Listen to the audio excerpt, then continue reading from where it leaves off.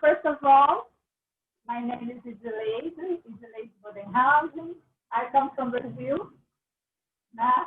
And I would like to say once again, thank you to Thomas to invite me for this conference. And what I can talk about via this. I'm an English teacher.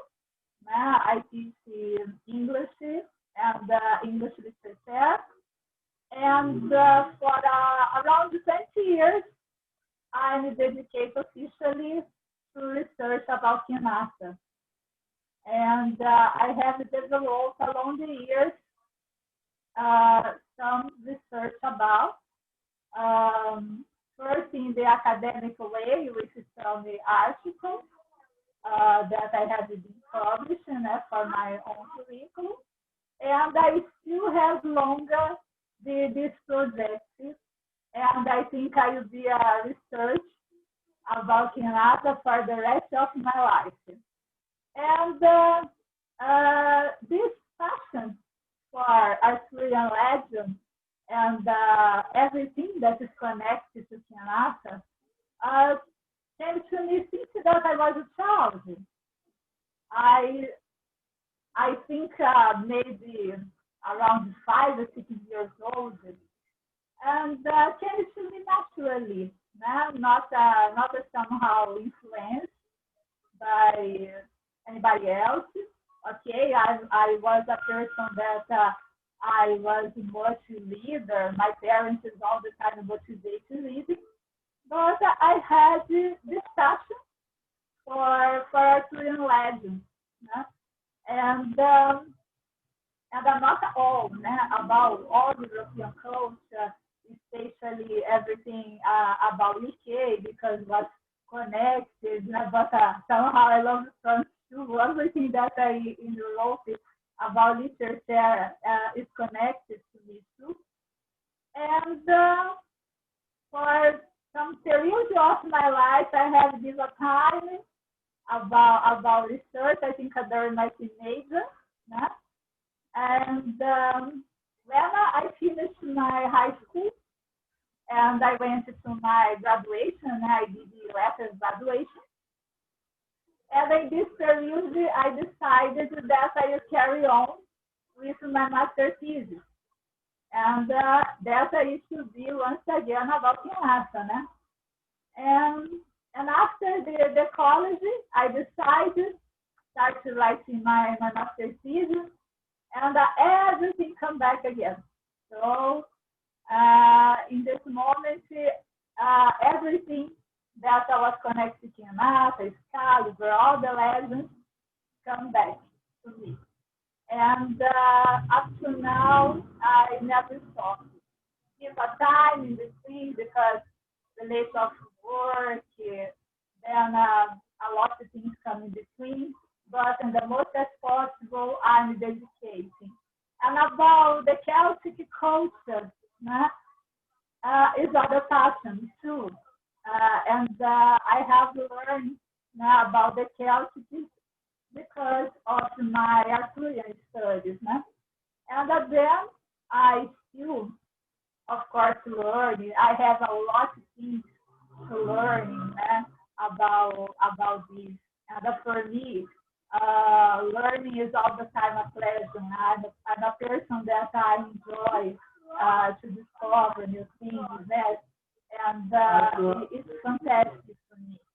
And that is when I started to know about, to understand a bit about Arthurian legends. Then I started to dedicate to about some Celtic studies. And I have learned some about Druid, but of course, I don't know many things. There's some, how can I say, now I need the word. I would like to know more things about, of course, learning. And that's all. Now I would like some questions by you. Or what I would like Thank you very much. It's obvious your passion for the Arthurian studies is obvious. I've always, the character I prefer from the Arthurian tradition is, of course, Merlin. Merlin is the Druid at the court of King Arthur. I don't really like the knights and the warriors so much as Merlin. Which are your favorite characters from the Arthurian corpus? Who have you studied most? Hold on. That's Arthur, my son. He wants to say hello.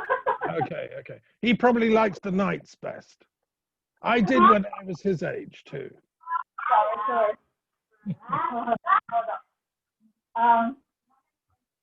Well, yes, Merlin in Arthurian legend, he is actually the presence of Zeus, and I see Merlin like this, like a mentor, all the time, and not necessarily this idea that a Merlin like a magician, but this magician I see in a metaphorical figure way, about the knowledge, in the mean that a Merlin shares his knowledge, to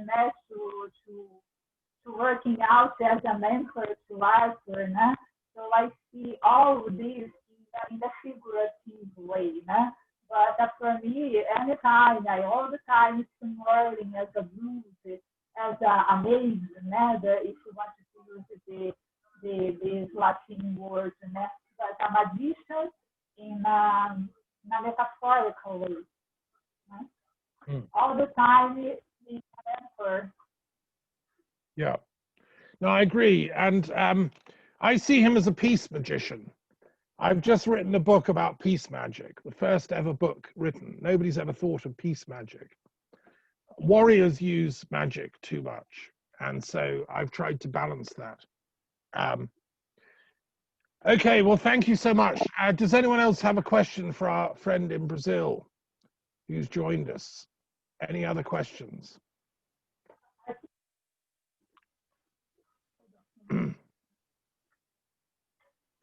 Sorry, I thought it was coming around really. Okay. Well, thank you, Edileide. That was very interesting. Now we have a contribution coming up from America, another. Well, we have two contributions from America, but first, I think we should have a few poems. Nisa, can you hear me? Are you there? We have some poetry from London, from Nisa Saiyid, if she's able to join us at this point.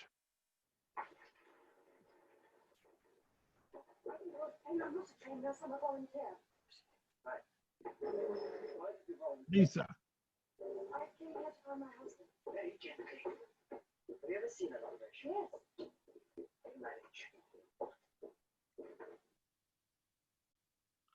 I'm not sure that she's able to hear us. Sorry about that.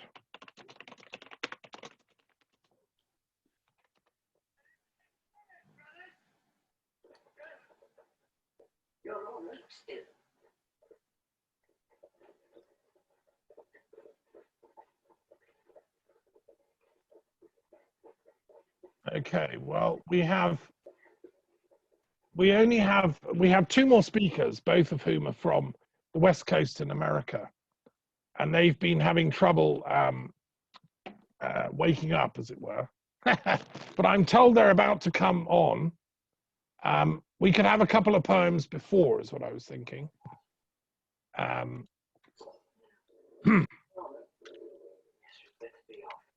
Marko, do you have any of your poetry you could share? Isabella, you've got something. Okay.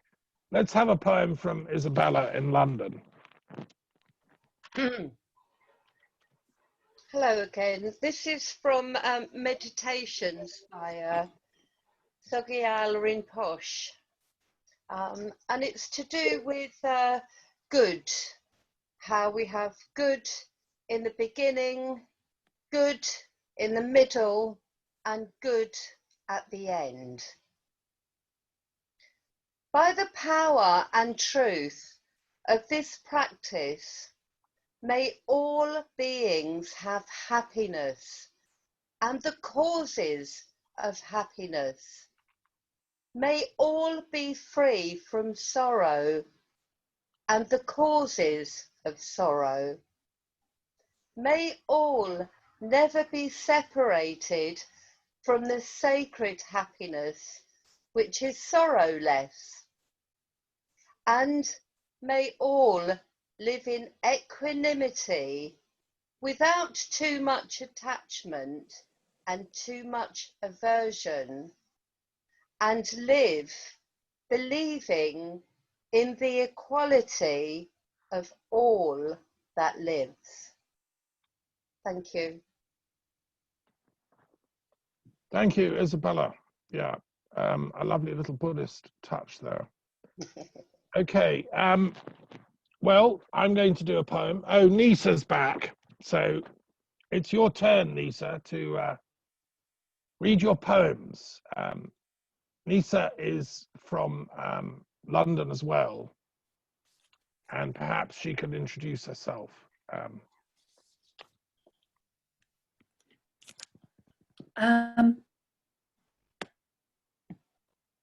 Hello, yes, I'm from London. I'll just do one or two now and then leave the rest till later. This one is a golden shovel poem, which means that the phrase "rain on the mountain split open by a blade of grass," which is taken from Mahmoud Darwish, is the end word of each line, which runs through the three stanzas. It's been days, and always this rain. It runs down the windows in broken sheets of grey, makes sheet metal sparks. It beats on and on. I stand skin-soaked through on a wet pavement with bare shoulders and feet, and only the moon for company. The moon and a distant mountain.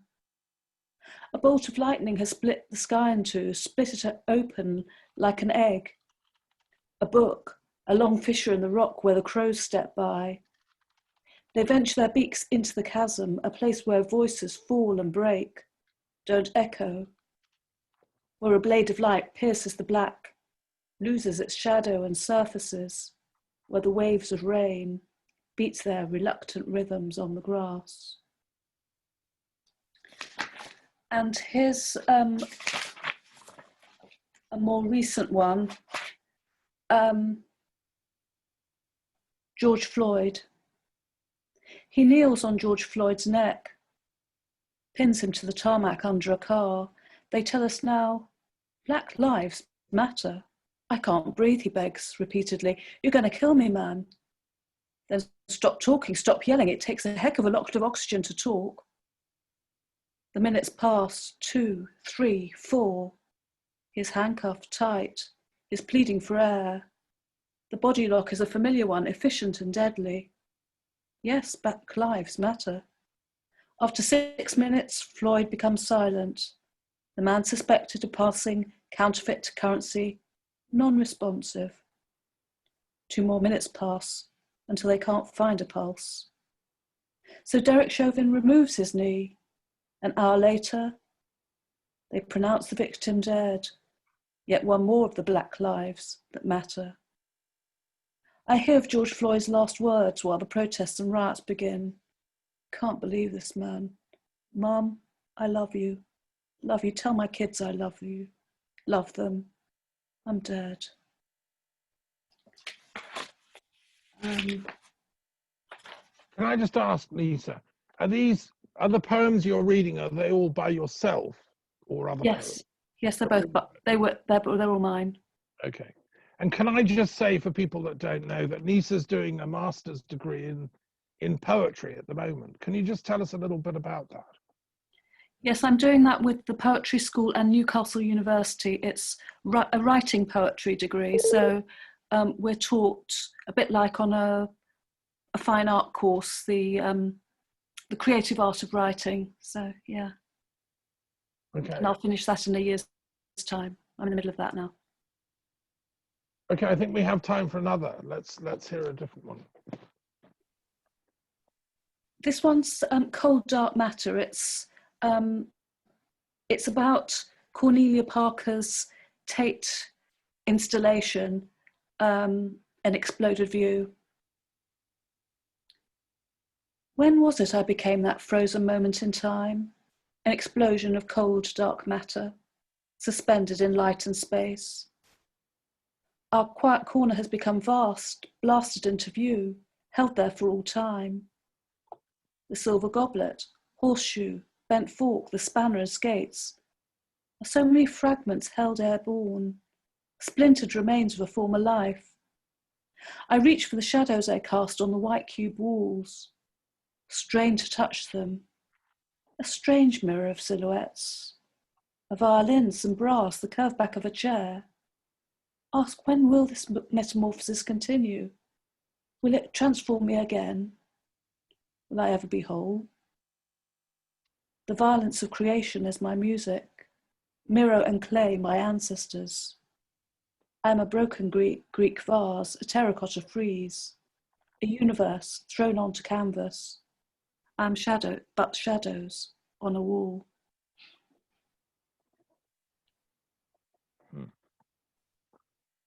Thank you.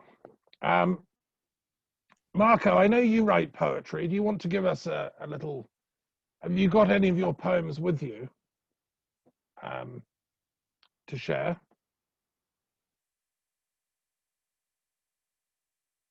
Or does anyone else? I think Marko needs to unmute himself. Yeah. Sorry. Do you have any poems for us, Marko? Sure. I said it before, sure, but I was muted. Sorry. Okay. You complained that my screen is going up and down, huh? Yeah. It is because I use mobile device for the Zoom, huh? But also because I want you to see a branch, this branch behind. This is speaking tree. Huh? It holds instruments from all over the place, from all continents, and it has a very peculiar shape. I use it at home as my personal shaman instrument. It connects me with all continents of the planet. There is an element of each and every piece of the world here. So I will read you a poem about a branch. Huh? Okay. First in Slovene so that you get a sound. Huh? Right? It's a very short one, so I can afford Slovene and English translation then, right? Yeah. Skozi okno se maje veja drevesa, maje se v vse smeri.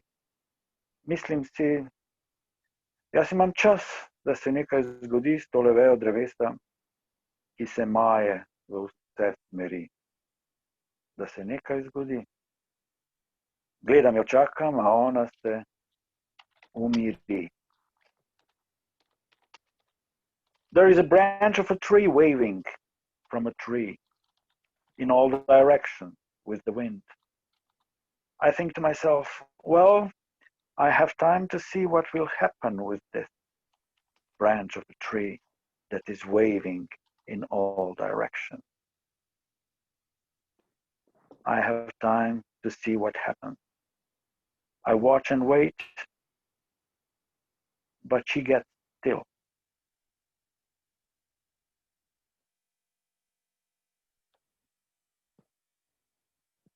This was improvised translation. Huh? What's the last line? I didn't get that. Is it, but she gets still. What was the last line, Marko? The branch gets still. Okay, okay. Uh-huh. I heard, but she gets killed. It's a different. Oh, no. Oh, sorry. Did everyone get the same? Did you hear she gets still. Okay. She gets tranquilized. Huh? Right. Okay, so thank you. Do you have another one? Oh, that would do. Okay. Well, then in that case, we're waiting for our American guests. There seems to have been a sort of scheduling problem. We have 2 talks coming up, and they both I think they might be dressing for theatre performance. So in the interval, I'm going to do another poem. If you can bear with me. Let me find the right one here.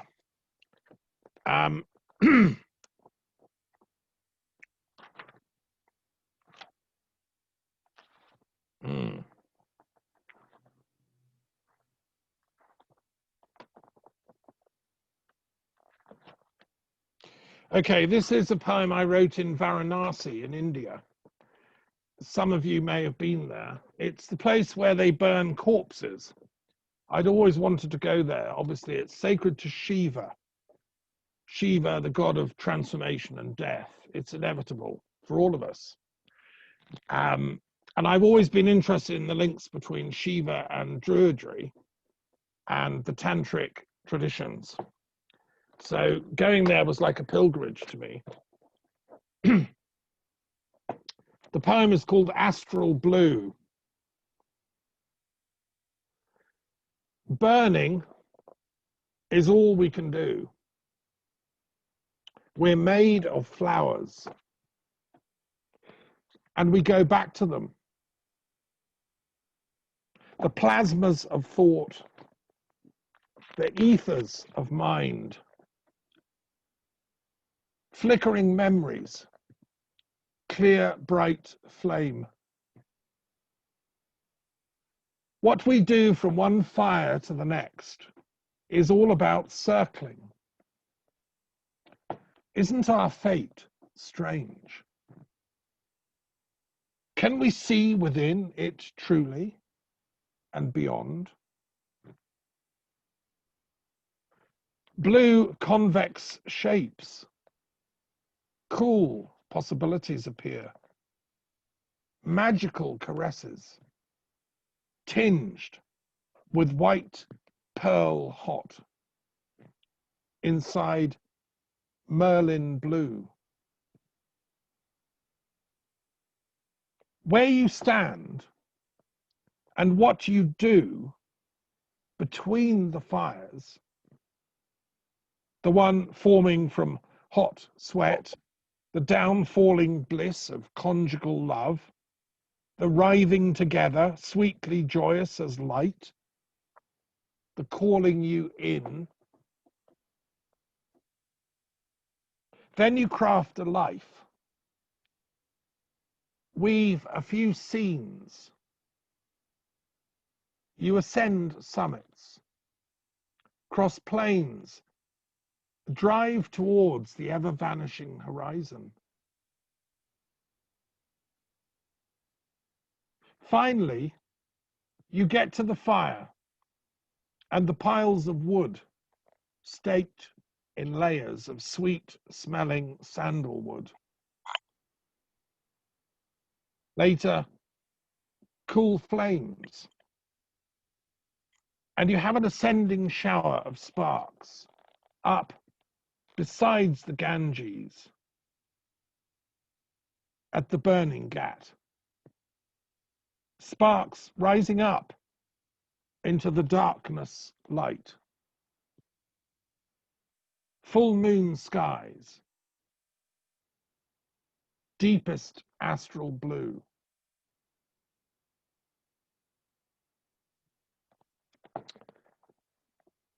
Okay, that's my little poem.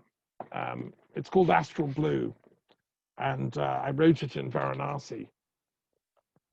I want to just comment on something about the poem, actually, which is a small coincidence. I had a dream last night, which I'd like to share. I keep a dream diary, and I do recommend colleagues, you know, if you're interested in the Druid tradition, to keep a dream diary, because we often receive stuff in our sleep in dreams. I had an extraordinary dream last night. I can only remember a little sequence of it, which I'll share. I was at some kind of a conference where we were discussing the nature of consciousness scientifically. And because I've been writing this book about mathematics and consciousness, it's been on my mind a lot. And I've also been, in the book on religious mathematics, I've been exploring the mathematics of fire, how you can measure flames mathematically, which led me to look at the nature of plasma. Now, plasma is a form of matter which certain very hot flames are made of. The sun is made of plasma. Every single star in this universe is made of plasma. And scientists are still just studying what plasma is. It has extraordinary properties. Nobody really fully knows yet. A great Swedish physicist called Hannes Alfvén argued that the universe works through plasmic filaments that connect different galaxies. And he was a critique of the Big Bang theory. He argued that plasma theory can explain the phenomena that led to Big Bang thinking. And he says, no, it's a mistake. So plasma is, all the stars are made of plasma, right? Now, this really excites me. And in my book on religion and maths, I've been asking mathematical questions about that. What was revealed to me last night in my dream is that consciousness is also made of a very etheric form of plasma, which is generated in the neurons of the brain. Current theories about consciousness argue it's generated in the microtubules. And people that do consciousness studies reckon it's in the microtubules. But in the dream, it was revealed to me that's only half the story. What's actually going on in the brain is plasmic transformations, which then create what we call consciousness. And in the dream, it came to me, this is brilliant, because I'm made of the same stuff that's inside the sun. And I woke up with that thought. And I realized in the dream, it came to me, these suns, stars, are all conscious in their plasmic interiority. They're all thinking to each other, right? Which is what it says in the book of Daniel, and in the Bible, it talks about the stars are twinkling at each other. And in the Jain tradition, that's what ascended souls do. We all go to heaven and twinkle each other like stars. So what happened to me last night is I had this dream which explained it mathematically to do with plasma theory. And lo and behold, here this poem I plucked out at random has the line, burning is all we can do. We're made of flowers, and we go back to them. The plasmas of thought, the ethers of mind. So somewhere in my unconscious, I'd written that poem 6 years ago, but it's still there chuntering away in the deep unconscious. And it surfaced in my dream last night. Anyway, I wanted to share that. I hope that was of interest. We've been joined by our guests now, finally, from the West Coast. They're having a few fires there, and they might have had to fight a few to get through to us.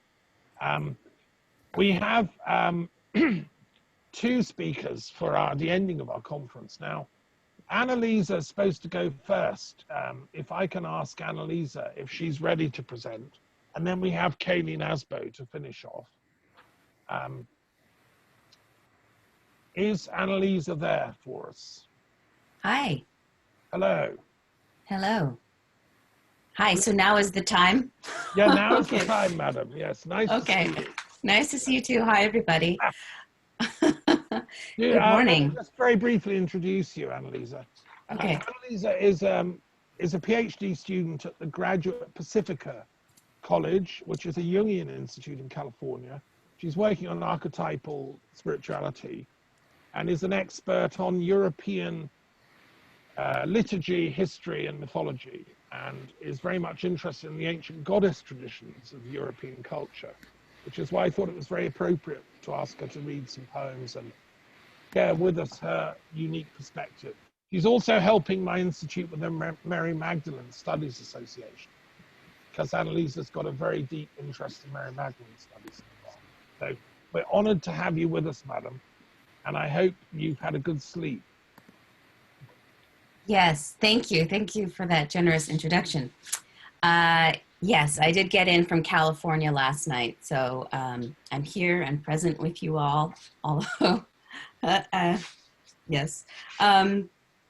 So I am a goddess scholar and a mythologist, and I have a deep interest in kind of re-mythologizing stories about goddesses. So let me get here to my first little page.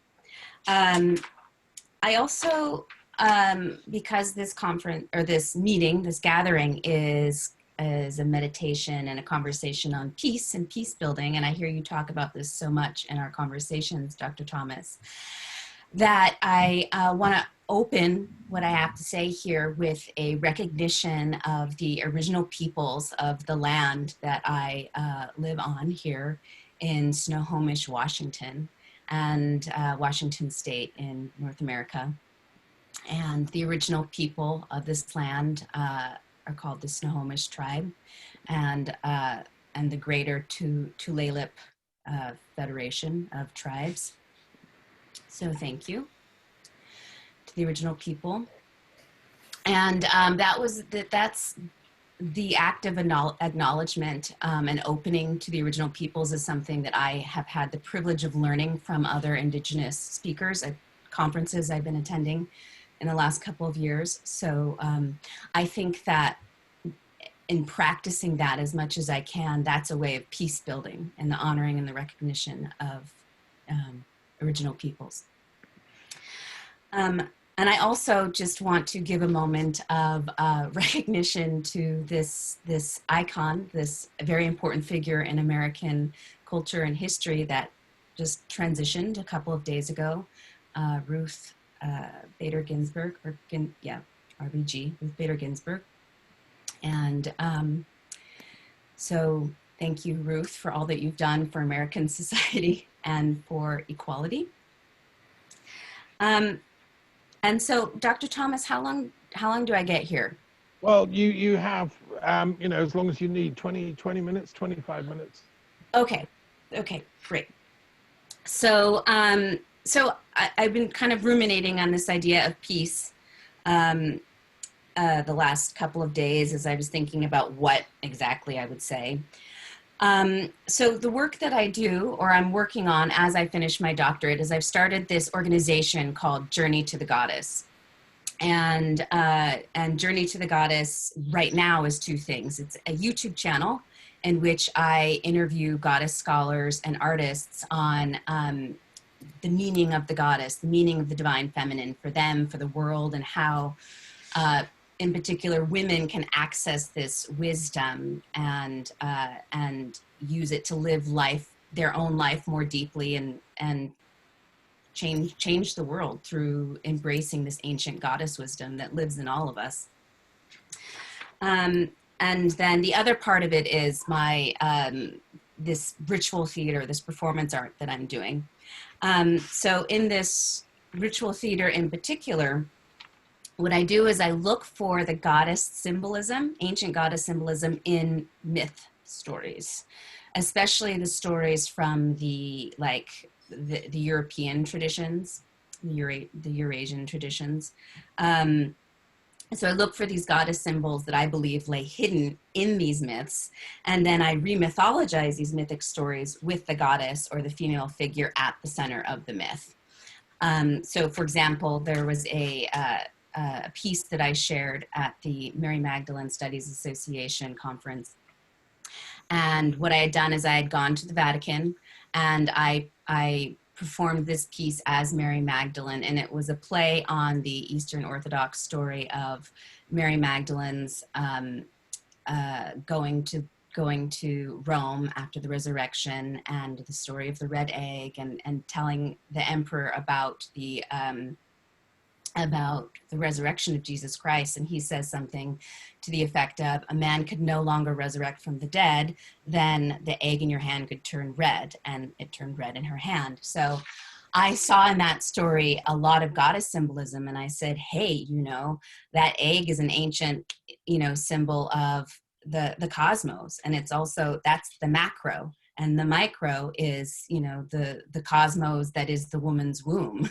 And, you know, life is literally birthed through the womb of women and animals, and there's the cosmic version of that as well. All life is being birthed through the cosmos continuously. And the red is such an ancient, powerful symbol of the lifeblood, right? Especially women's blood.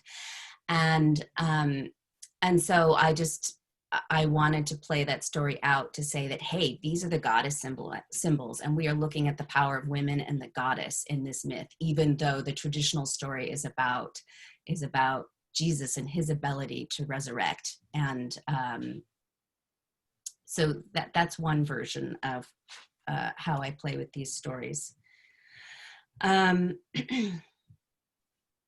You know, and the other thing is that there's this quote that's been with me for a long time, and I went to look for it this morning, and I had thought it had been attributed to Lao Tzu as some like additional teaching of his outside of the Tao Te Ching, and so that's controversial though. But the kind of the essence of this quote is, if you want to change all of humanity, then, you know, start by changing yourself. Right. And so I'd had this experience years ago when I used to live around the corner from the Living Theater when I lived in New York. And the Living Theater is this kind of revolutionary theater group that operates in New York and in Italy, actually. And they talk about peace building, they talk about equality, and they had this performance. And after this performance, the person that was speaking on behalf of the Living Theater, who was a young man, probably in his 20s, was talking about peace, but he was so angry when he was talking about it. And I just had this realization. I was just like, you can't, like, if you want peace out in the world, you have to build it in yourself. And that is, you know, I'm sure that's nothing new to all of you here, but that's kind of the work that we're all tasked with, is if we want it without, we have to practice it within too. And so in a way, I feel like that's what I'm trying to do with my work. I wouldn't normally language it that way, but my work came out of a realization I had in my third year in graduate school through a dream. And in that dream, after I analyzed the dream symbols in a Jungian way, I realized that I do experience or suffer, experience is a better word, from internalized sexism. And this is a psychological term, right, in which people learn to internalize these beliefs, like negative beliefs that society puts on people through our enculturation. And usually it's very unconscious. Most of us aren't aware. And I believe that it operates in all of our psyches in different ways. And so this internalized sexism that I was experiencing came out as a belief that to be a female is inferior than to be a male. And it was so devastating to realize that I had these unconscious beliefs operating in my psyche. And it was the impetus to start the work with Journey to the Goddess and reviving these ancient goddess symbols, looking at them really deeply, the multiple layers, because we have these very kind of, you know, we have, the general public has like very superficial or basic level understanding of, you know, goddesses, but there are so many deep layers that I believe lay in the psyche that can help us, that can help me and other women and maybe the collective find deeper meanings to the experience of life and to the experience of being a woman or the experience of being a man. And And so that was kind of the initial impulse to get me to start the performance artwork. And I, start to question, what does it mean to be a woman? What does it mean to be embodied as a woman? Questioning the definitions of woman from the beginning of time up until now. And so my inquiry has really led me back into the deep body, the embodied experience of woman, and exploring that. So that comes out in the performance art too. I guess that's it. That's primarily what I have to share with you. Is the peace building is about finding self-love and self-transformation through self-love and honoring what it means to be a woman. And I want to help especially other women with that. If they help uncover any internalized beliefs that they might have, and use the goddess women or the goddess symbolism and goddess mythologies to heal any of those deep held psychological wounds. Well, thank you very much, Annalisa. Did you bring a poem for us? Oh, I did. Yes, that's right. That's right. End with your poem. Okay, great. I do have one of the performance pieces too I could share, but I don't have to. I didn't know what we wanted to do here. So I have both the Homeric hymn to Gaia and the Orphic hymn to Gaia. But I will read the Homeric hymn. That one's longer. To Gaia, mother of all, shall I sing. The oldest one, firm foundation of all the world, all things that move over the face of the earth, all things that move through the sea, and all that fly. All these are fed and nourished from your store. From you, all children and all good harvests come forth. O blessed one, our Mother Earth. O blessed one, mother of all humankind, the giver of life and the taker of life away. For mortal humans, happy are those you honor. Your fertile earth yields up riches to satisfy all their needs. Their cities and their homes are filled with all good things. Well-ordered lives of men and women you bless. Good fortune is theirs. Their children sing for joy and delight, exulting in their youth. They dance through the flowers, and over the grass they dance for joy. It is you who bless. It is you who nourish. Sacred Spirit, Mother Earth. Be well, Mother Earth. Lovely bride of starry heaven, and for my song, grant me life both full and long. It is you who bless, it is you who nourish. Sacred Spirit, Mother Earth, our blessed Mother Earth.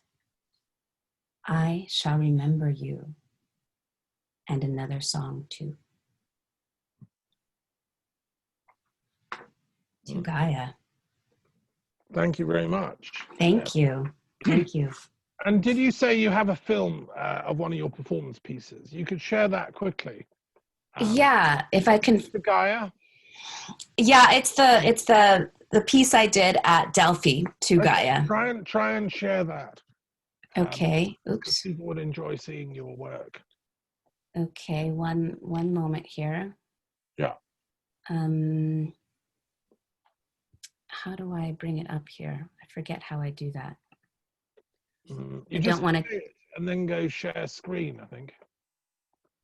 Oh, okay. Just play it in your player. Okay. Let me find it here. Oops, that's the wrong one. Sorry, I thought I was prepared here with it.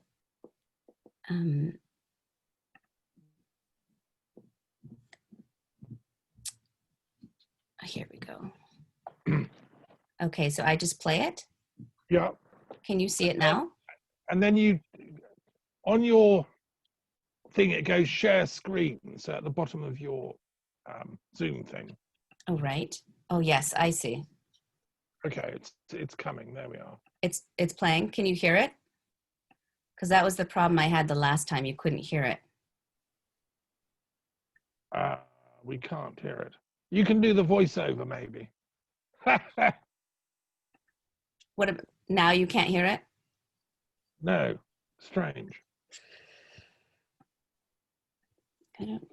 I don't know why it would let you share something if you can't hear it.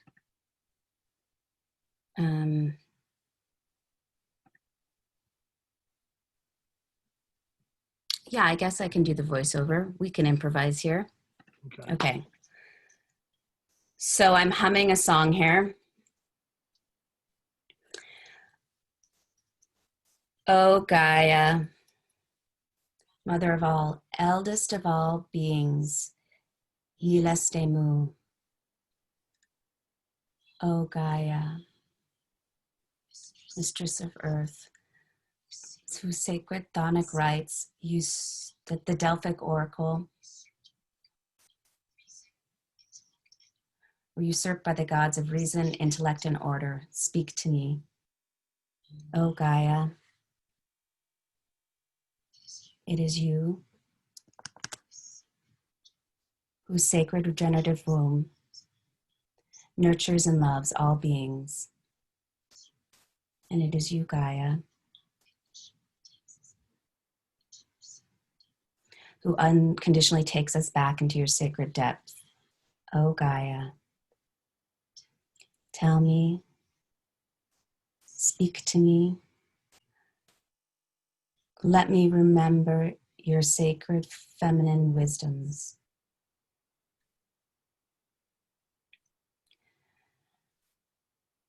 So I'm pouring some liquid into the ground.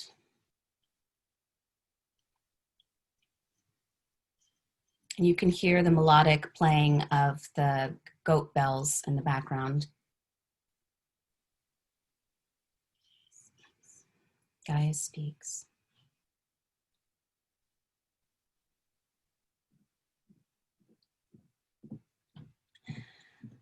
And so I'm using the mixture of earth and this liquid to paint the upside down triangle, which is an ancient symbol of the of women. Know thyself, woman.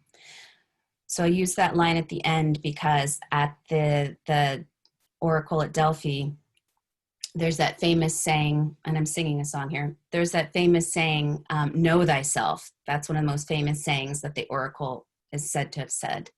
And so because this is about reclaiming feminine wisdoms and reclaiming this land for Gaia, because that site was originally a site dedicated to Gaia, this is about reclaiming the sacred feminine wisdoms of this land and this cult. And initially I got kicked out. I tried to perform it at the Temple of Delphi, at the Athena site, but I was kicked out, so I had to find another place on the hill.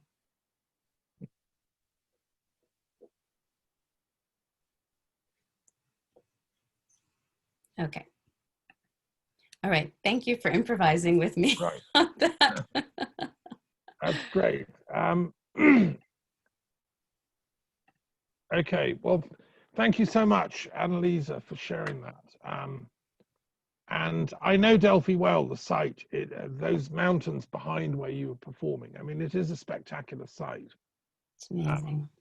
I personally think Apollo and Gaia need a peace treaty. They can share. They do. We don't need to have a war between Apollo and Gaia followers.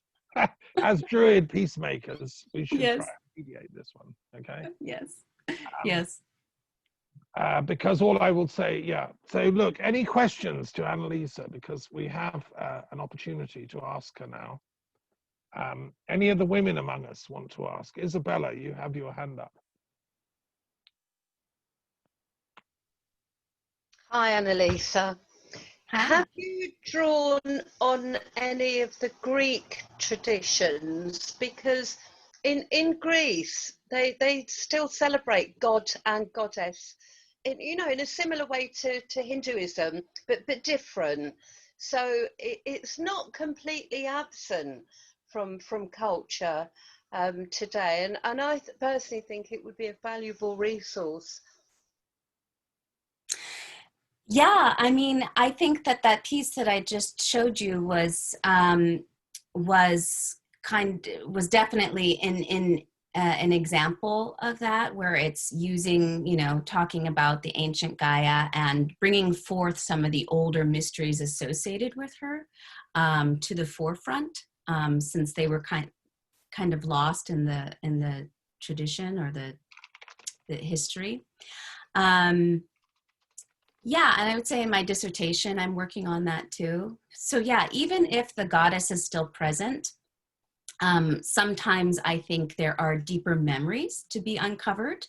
Yeah, so definitely yes. Yes, the There's answer to your something question. that I've done for Thomas's International Institute of Peace Studies and Global Philosophy, which is a visual art with music from an Israeli member who's written a beautiful song called "Listen to the Woman," and I've taken pieces of artwork that I'd produced for other things, but applied them to each of the 9 muse.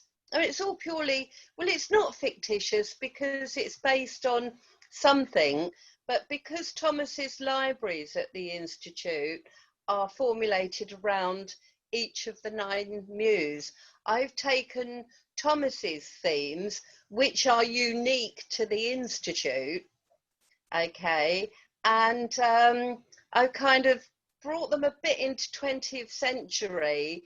So let's see if I can remember. I started with Terpsichore, who goes down, down, down, down to the depths of human emotion, okay, where she picks up each of the muse, the other 8 muse, one by one, and 9 as a matrix. It's 3 by 3. Okay, so you've Terpsichore in the middle, and then who I chose black for, then red Calliope, full of self-awareness. Euterpe is to do with creativity. Polyhymnia is spirituality and religion. Melpomene, Melpomene and Thalia are both, you know, part of the theatrical mass of drama and tragedy, or tragedy and drama, that way round. Clio, the teacher, the educator. Urania, earth sciences, and Erato. And Erato actually is a bit of an anomaly about where to place her, because I gave her the colour pink, because it kind of goes with the idea of eroticism and so on. But when we look at love, Hypatia wrote about, well, several people have written about the different types of love. So, you know, when we say, you know, love it, well, it's important to define what type of love. Passionate love, obsessive love, paternal love, fraternal love. There are many different types. So to me, because I've studied colour therapy, I've studied vibrational medicine, and pink, I found during my studies, was it could be placed as a colour between, after purple, okay, so it's on a higher plane, but also between orange and yellow, the kind of solar plexus and the creative chakra, but also around the heart, because the heart is pink and green, because there's 2 ways of love. There's the love we give out, and there's the love we receive. So Erato, the anomaly, you know, I think it takes a bit more, okay, we need to go deeper. But interestingly, if you've ever burnt, well, I'm sure we've all burnt candles here, but what I found with pink candles, when you light a pink candle, it looks yellow, which is very, very interesting. So there's something about the solar plexus. When we have that self-confidence, then perhaps we can understand the different types of love much better. Okay. Does that help you? Annalisa, do you want to reply to that on love? On love, yeah. I mean, I love the idea of color, of matching color to the muses, to obviously the chakras. Yeah, I don't know if I have much of a response other than that's really beautiful and powerful, and I like. Well, the video is on YouTube, so I'll put a link in the chat box. Okay, and, great. You know, it's there to support it's there actually to encourage other people, because people always say, oh, I can do much better than that. I doubt very much anyone can do much better than the song. Ronit Chef is absolutely fabulous. The artwork, it's drafts. And what I wanted to encourage was, okay, you can do better, do it. Let's all work together. Do you understand? So it's out there to inspire people in peace practice. Okay. Beautiful. Thank you so much. We're coming up towards the end of our time. But I want to thank Annalisa again for your contribution. Thank you. And now I'd like to invite, we're waiting for our other American speaker, Kayleen, who's got something lined up for us. But in the meanwhile, we have a bard who was not able to join us, called Pock, the Bard of Glastonbury. But he sent an emissary along called Claudia Ferri, who I hope can join us. Can you hear me, Claudia? Yes, I can, Thomas. Can you hear me? Yes, we can. Yes. Ah, and good. you have a poem, don't you, by Pock the Yes, Bard? it's in fact a ballad, and it's Good. the first Glastonbury broadside ballad ever. Okay. So Let I me shall just introduce Pock to people that don't know of him. He's the Bard of Glastonbury. He's a one-man university of bardism, and his poem is very relevant to some of the themes that we've been discussing. It's about goddesses and true kings. Yes. Do you want to tell us more about it and then read it, Claudia? Yes, it's called True Kings, and he wrote it this year. He was inaugurated as the 14th Bard of Glastonbury last year, and then they decided to keep him on a second year this year. So he wrote it as one of his first pieces in that role. He is an existing writer and songwriter as well, but it's interesting because broadsides are the old style printing from William Blake's time. And what that means, it's the printing itself is done in the old style typeset with rollers on machines that are sort of 200 years old, you know, that kind of thing. And there's only a few copies in existence. So it is quite interesting. It's quite wordy, so please bear with me. So, True Kings. Please let me know if you can't hear me or anything like that.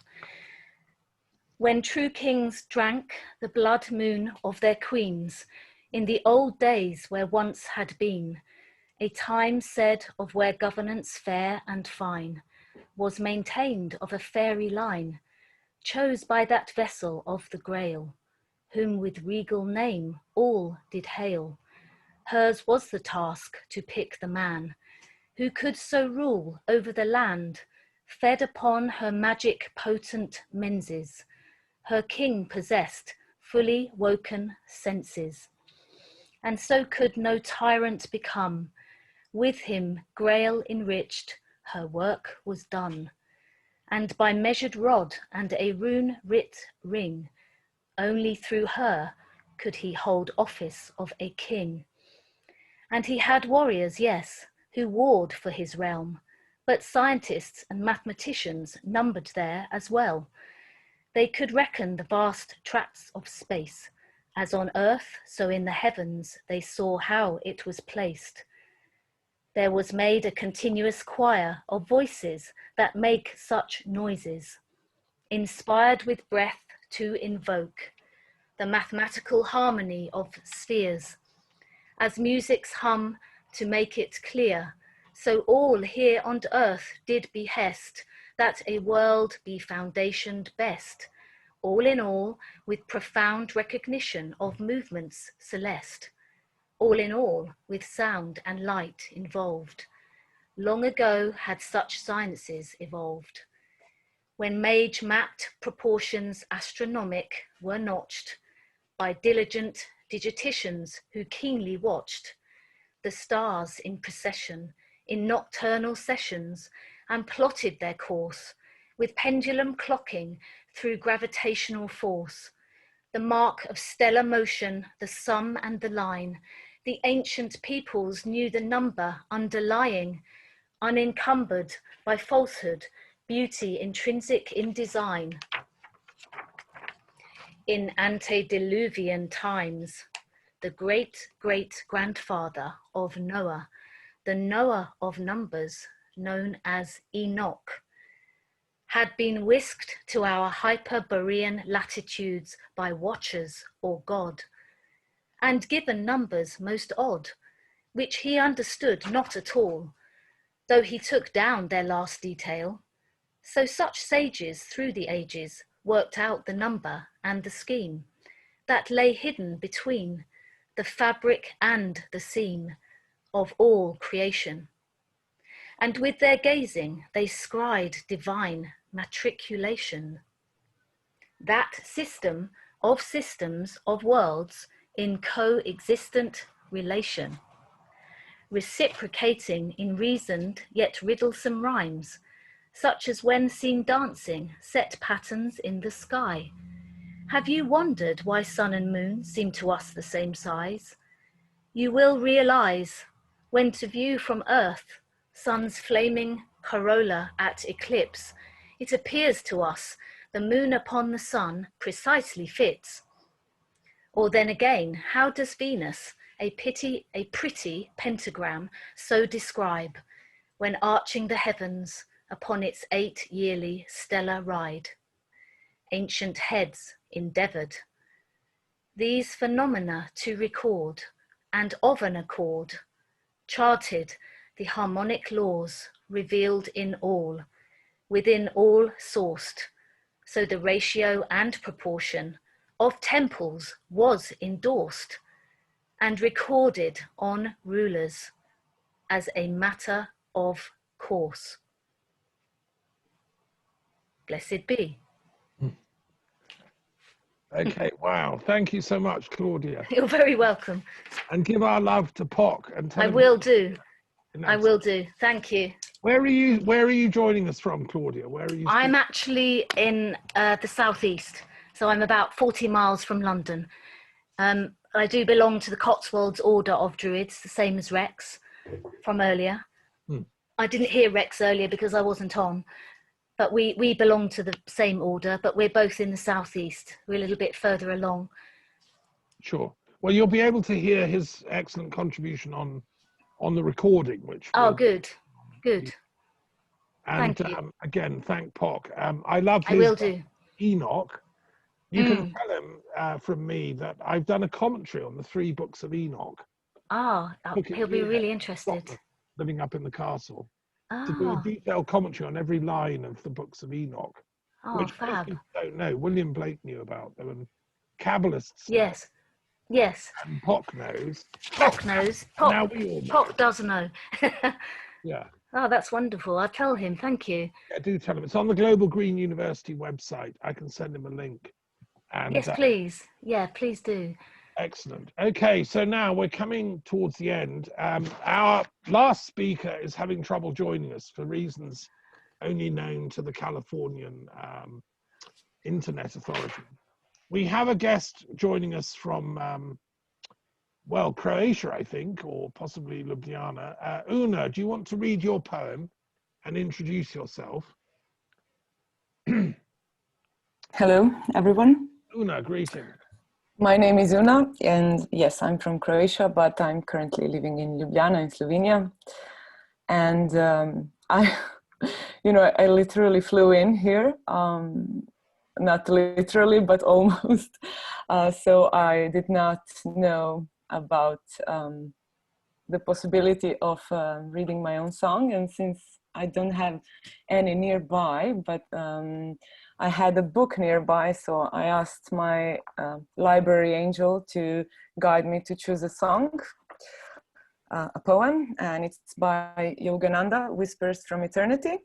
They were just sitting next to me. So, and when I was listening to your presentation, Annalisa, I was actually, wanting to read a poem about Mother Earth and Mother Nature, as I'm trying to connect with it on a deeper level lately, being a part of a shamanic circle of women and embodying the elements, and this song actually fits what I imagined. So it goes like this.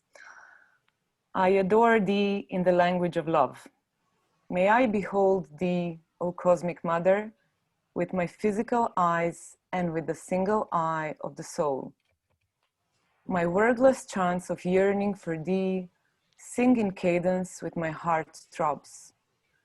I bring to thee my bouquets of devotion, activity, and knowledge, and adore thee in the language of love, secret whispers, silent intuitive communion, and inner tears of meditative bliss. So that's the poem. Right, thank you very much. You're most welcome. Yeah. It's my pleasure. Right, well, we're coming to the very end of our event. Does anyone else have any final poem or sharing they'd like to do before I do the kind of winding up little vote of thanks? Our guest from California can't join us, sadly. There's been some technical trouble. Isabella, do you have another short reading? Yeah, go for it.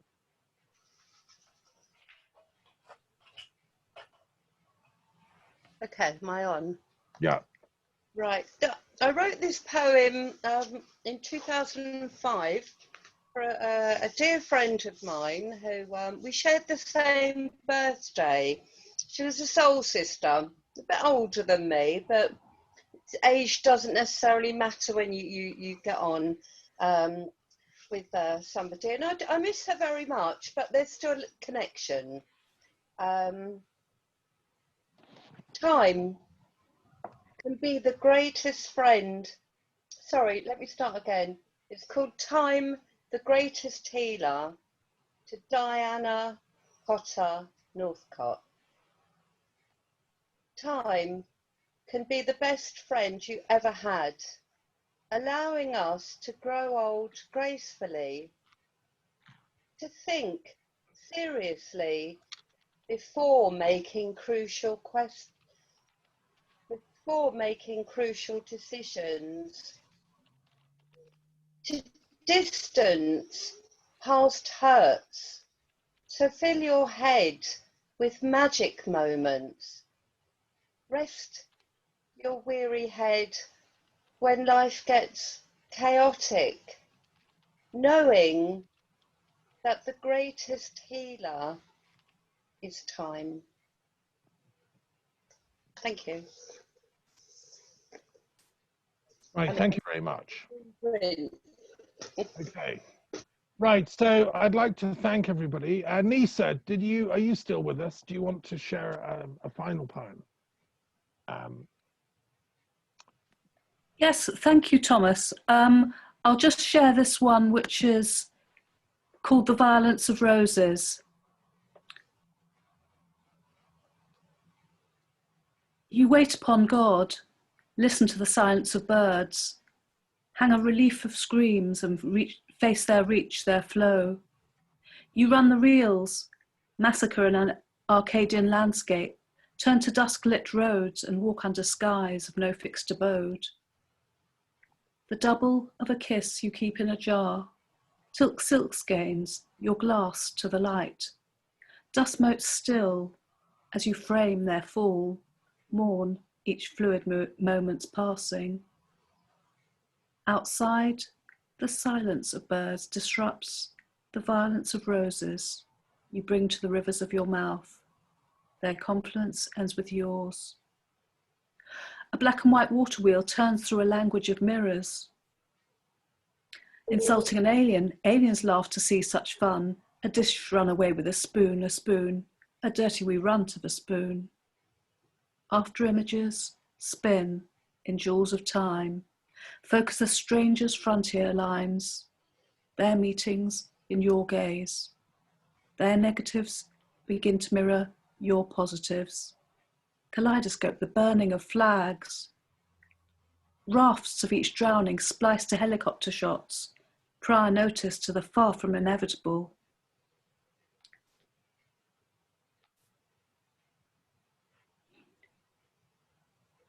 We who can't satisfy your status, stars, stripes, and the filth of foreigners' dollar bills, they break with your vanity, millstone tears to the sound of television drones and massacres at Peterloo. The quietude of smokescreen too high above, satellites relay through cloud. Beneath the moving of lips, ticker-take text, sticks at repeat. The end of famine years. God bless poverty creation, austerity for all. Come buy, good chocolate coins in true blue net bags. Come away, cross our seas to the lands of liberty. Children join in the chorus of approval. Pinch, punch, the first of the month, no returns forever. Each pillar of light passes, sleepwalks, wakes to the complicity of our joys, our sisterly days. Gaslight affairs now bedded away for a year and a day. Soon, the collateral rosebud tears and soundless petals, the afterburn, the lives here and in the front room. Vietnam, bikini for the bikinians, bomb tests, and shampoo dust falls, the gated communities. While you tend to the violence of roses. Wow. Thank you, Nisa. That's quite a powerful poem. Okay, let's go round the circle. And this is a chance to do a few final words. If you have a poem, go for it. Rosalba, why don't you go first? If you wish, I have a short poem by Giancarlo. May I read? Please, yes, do. He written this poem in Australia when we met Australian Aborigines. And the title is Dreaming. My vision is the gift of the ancestors. In the stones, in the rivers, in the stretch of the lands that reach beyond the horizon, there is my breath, there is my spirit, there is my flowing blood. In the land that fades upon the horizon, my history was given, the history of the ancestor stories that have created my present. In a time that lives on in the vision of the eternal present, and I keep the dreaming. Thank you. Thank you very much. That's a beautiful poem. Yeah. Uther and Arwen, do you want to just say a few words to say goodbye to everyone? If you have a poem, do share it.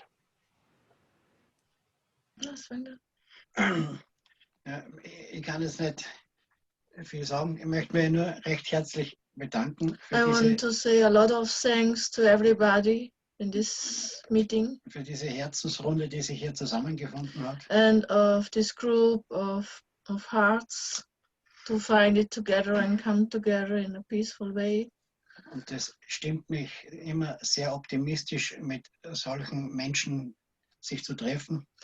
And I'm very so glad to meet such people and to see how beautiful are the works of all of them. Und dann hoffe ich und dann bitte ich und bete ich, dass wir ab sofort wieder diese I'm very hopeful, and I pray. Dass wir uns in dieser Runde immer wieder zusammentreffen können und etwas bewegen können. So we come together and can do something on this world. Für unsere Mutter Erde und for Mother Earth alle Wesen, die and darauf all wohnen. the humans and animals and everything. Und unsere Herzensliebe so ausgestrahlt wird. And the power of the heart and our prayers will come in every place of this world. Und danke euch für eure Arbeit. And I will thank you very much by everybody for his beautiful work. Thank you. Thank you to Austria. Thank you. Yes, I also will thank you to everybody. It was beautiful listening to all these some words and all this knowledge what you have found in all your way in your life. And what I hear, it makes me very happy and very hopeful also for the next generations. It will become a very good way. So we can see and we hear from everybody, and also from my own way, we can see the world have one language. Yes, of course, in every part of the world, we make the practice differently, but it's in all is a very deep knowledge, and you can see is the, how I can say it, I'm looking for words. You can see, but it's in the same, or from the deep knowledge, shamanic way, traditions ways, you can see in every tradition is the same, what with celebration and what we do. And so this is the beautiful what we can see in from everybody, what we hear from his spoke. And so sorry of me very bad English. No, we understand your language. but I hope you understand what I want to say. Yeah. And it was it makes me very happy, and I hope we meet us again. Because well, we're going to be, yes, keep going and developing the work of the council. And I will say thank you among other druids, other pagan bards and poets and mystics. I'm actually speaking tomorrow. Tomorrow is International Peace Day, if you don't know. Yes. And I'm giving 2 talks live in India with academics in peace studies. And other people on the platform include a professor of peace studies at the University of Innsbruck in Austria. There's a Center for Peace Studies, and I'll be sharing the platform. So I'll meet that person tomorrow. Yes. And another one is Italian. She's a professor in Italy. So, there is hope. But most of these peace experts don't look at spirituality, and very few of those look at indigenous spirituality. So my job is to bridge that. Because I think it's the key. Yes. Right, thank you again. Okay, let's hear. I say thank you to everybody, and thank you.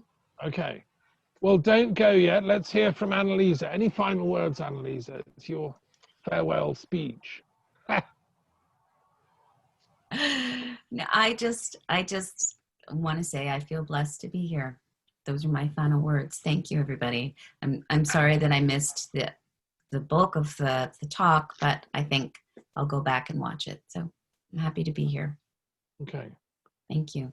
Yeah, and thanks for your presentation. Okay. So, Rex, would you like to add something? If you yes, I would. Dream time and the thinking of the Great Mother. How about that? Is this your poem? This is my poem. Go for it. Yeah, we want to. But can you put the camera so you're on camera? We're looking at the top of your head only. That's the best part of it. 60,000 years historicity an undeniable epoch which fundamentally took in so much dream time. Absolute were we, grounded in our country where we shall always be. We came into our being, we saw the light of day, undying and immortal, the spirit was our way. Solidity, so tangible, a phenomenal Germany we became the very backbone of our actual constancy. We all lived as one family, our knowledge was our own, our universe external, it's where we had grown, bathing in the sunlight, swimming in the sea, instilled in the forests, we fortuitously shared our mass connectedness. Our kinship was our base. Each has the identity, the tautology of grace, the oldest, longest culture, thriving as we do, a journey to the stars and back and down the ages too. Each parable was honest, intricate and sure, standing naked in the sun, on rich red earth we bore our true ancestral image. Societies all here, creativeness was honourable, an archetypal fear. The cave, the art, the knowledge, painted long ago, hoping to communicate, to join the age-old flow. Kangaroos and serpents and chipmunks of a size, diprodons amassing in their minds and in their eyes. Unparalleled, unequaled life spent on the land, in touch with ancestors, spirited and grand, understanding nature, knowing how to be, commanding of authority, and walk alone and free. A simpleness unblemished, symbiosis where cohesion and tenacity our union did share. A wholeness, an integrity, inseparable were we. Everything was harmony and totality. Infinity was boundless, timelessness was too. The primitiveness of being was always wholly true. Powers of thought and reasoning, consciousness we knew. Our deliberations were speculative all through. Shall I carry on? Go Shall for I it. carry on?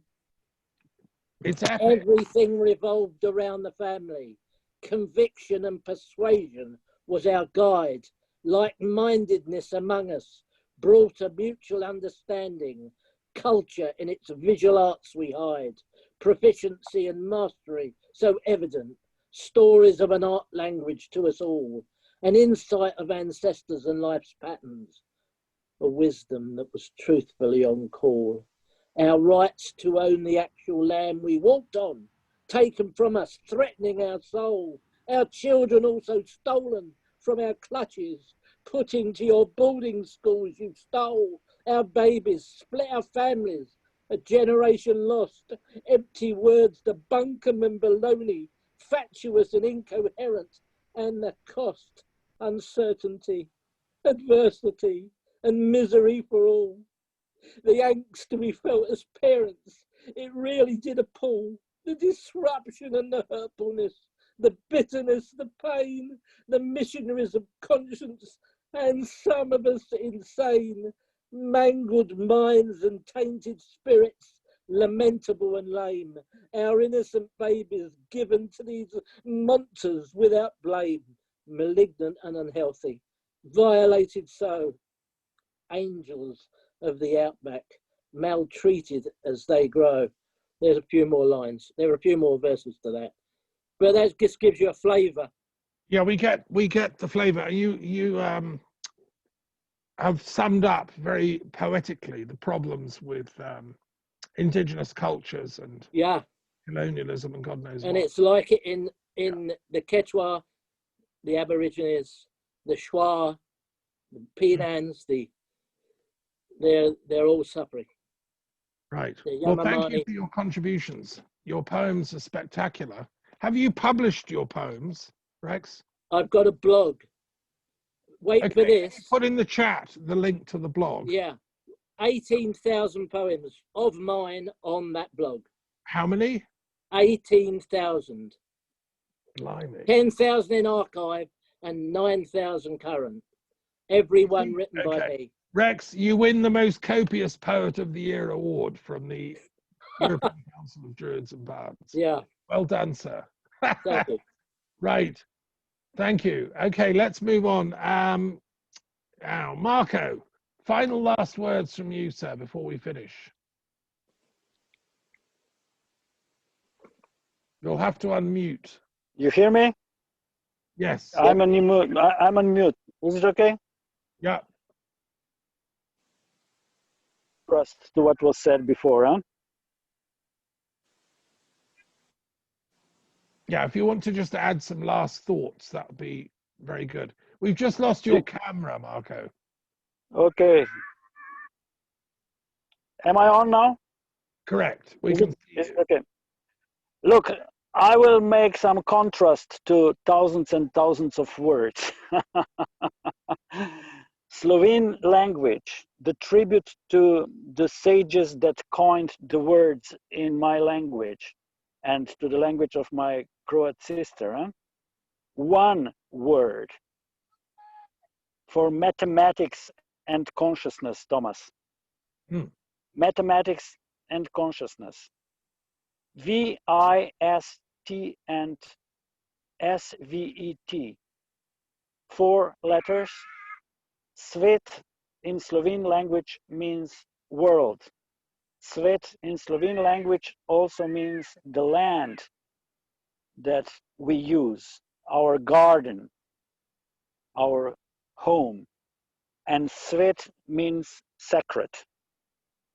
So the sages that coined the word connected the macro and micro, both sacred.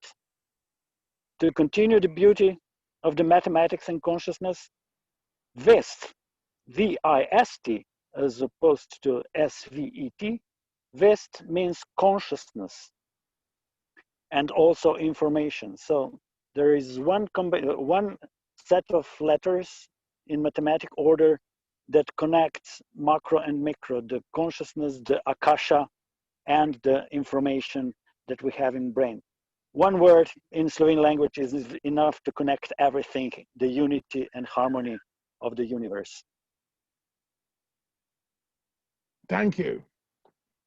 I would love those words in the chat. Vest is consciousness. That's a great word. And Svet is world and sacred. Svet is sacred. Right. Thank you, Marko. Una, would you like to add? Thanks to our ancestors and sages, huh? Correct. Yeah.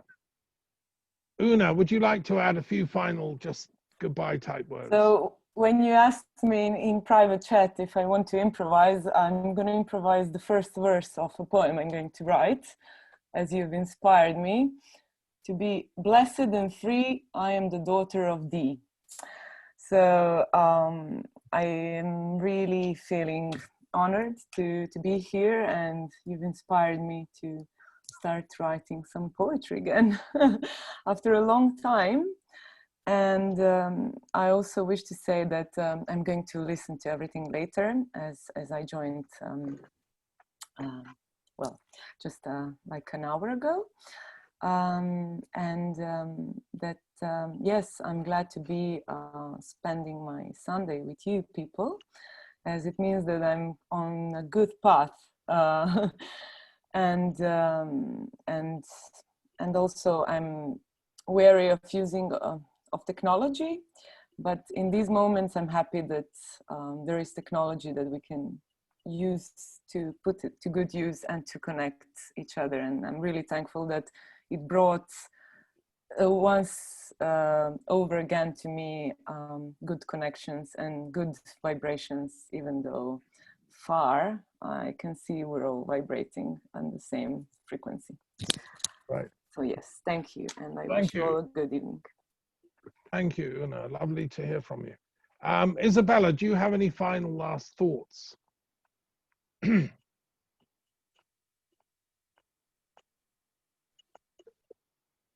I've got one last poem if you want. Thank you, everybody. I only expected to stay for part of this, but it's been wonderful. It's sincerely been really lovely to connect with you all. This is a quick poem. It's one I won an award for many years ago, and it was inspired by an article by Deepak Chopra and the harmonic concordance of, I can't remember what year, 2003 maybe. It's called Contentment in Love.